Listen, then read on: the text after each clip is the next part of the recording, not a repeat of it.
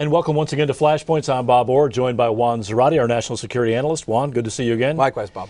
Let's talk a little bit about Benghazi. There's been a lot in the news about what the administration knew about the attack, what it said about the attack, and whether or not Ambassador Susan Rice may have soft-pedaled what the administration actually knew. What's going on here? Is this just a Washington game again, or what is really happening? Well, this whole crisis emerged right as we were reaching the sort of the 11th hour of the election, and so it got thrown right into the political mix. And that's why you've seen so much focus on what the administration said before, whether or not there was a cover-up, a lot of focus on Susan Rice.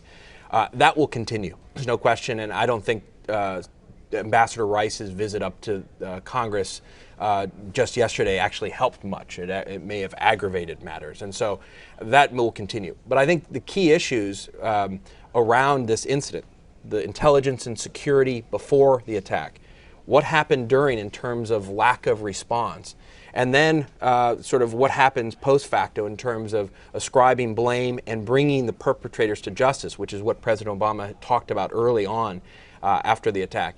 How does that all play out? And I think the Washington discussion of this has really lost some of the focus on some of the substance, where, by the way, Bob, I think you're going to see a lot of thorny policy and strategic questions emerge in the coming weeks. Let's talk a little bit about that. So the FBI is still doing this investigation. They still have a small team, I'm told, in Tripoli. They're still interviewing witnesses. They've collected all the video evidence they can. They're trying to put together a potential criminal case. But does it ever get there? Well, that's a huge question, and I think a question for the administration and for the American public is, what does bringing the perpetrators of these brutal murders to justice, what does that mean? Does it mean a criminal prosecution in New York? Are we actually able not only to bring an indictment, but are we able to actually go and arrest these guys?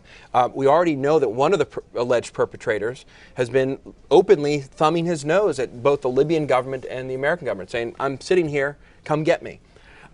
Does it mean that we will rely wholly on the Libyans? The Libyans perhaps want to prosecute. Is that good enough? Or does it mean we actually have to take some forceful lethal action because it's not going to be feasible to go in and actually arrest these guys, especially if they're protected by militias? And so this is a very thorny question. First of all, determining who was to blame, because there were a lot of actors at play, some connected to al-Qaeda, perhaps some who weren't.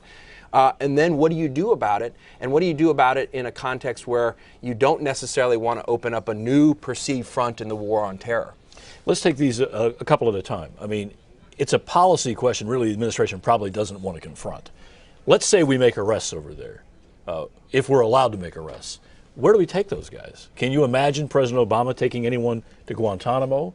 Can he bring them to Virginia or New York for civilian prosecution?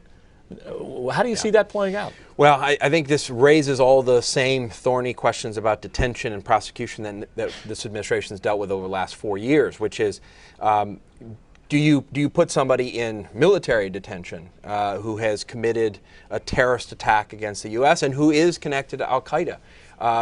Congress has spoken pretty clearly about this, that's the direction that an individual like that who's detained should be handled. And then the question is, where do you put them? I don't think the Obama administration is going to put anybody in Guantanamo. That, to them, would be anathema. It would run counter to the perception that we want to close Guantanamo. And so they will avoid that at all costs. The question then is, what do you do with them? You could have a tribunal, just like we were talking about with Khalid Sheikh Mohammed, at a military detention facility, or ultimately you could have the Department of Justice try them in a civilian court. But that will raise all the fundamental questions about what we should be doing with terrorist suspects in a post 9/11 world. So this is a really thorny question, and it has diplomatic implications. It has implications for how the Obama administration wants to be perceived in the region, a region that's still under quite a bit of chaos and tumult. And so watch this as a very key question in the coming days, beyond what the administration said, but what do we actually do about the fact that you have people with American blood on their hands sitting in Libya whom the FBI may be making cases against? What do we do with them? There are a couple of other possibilities, and we'll get to one of them quickly, and that is we could allow the Libyans to prosecute if they would. Would that be good enough for us? Well, I think that is an option. That is sort of the best option from a diplomatic standpoint, to be able to sort of have two benefits at once. You know, holding people accountable, but also giving the Libyan government credit and some degree of credibility that they can handle this.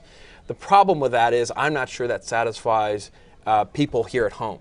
You had the first American ambassador killed abroad since 1979. Lack of faith in the rule of law in Libya in many quarters, and a sense that if justice is to be brought, it needs to be brought at the hands of an American court system or some sort of process. And so that may be an angle, but I don't think it actually works at the end of the day. And so this creates a thorny problem for the administration. And one other option, which will be a topic for a different day, is something that's an extrajudicial action.